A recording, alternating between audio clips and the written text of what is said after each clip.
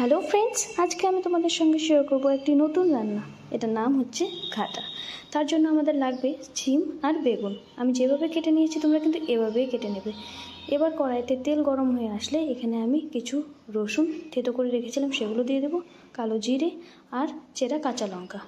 এবার এটা লাল লাল হয়ে গেলে আমি সবজিটা দিয়ে দেবো।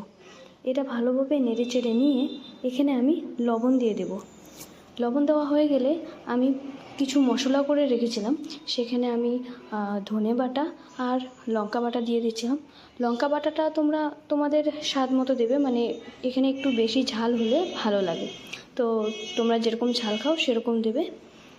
তারপর আমি হলুদ দিয়ে দিয়েছি, দিয়ে এখানে কিছু জল দিয়ে দিয়েছি যাতে মানে এটা মজে যায়। জলটা আমার শুকিয়ে গেছে। এবার আমি ভেজে রাখা মাছের মাথাগুলো দিয়ে দেবো, তারপর আদা দিয়ে দেবো।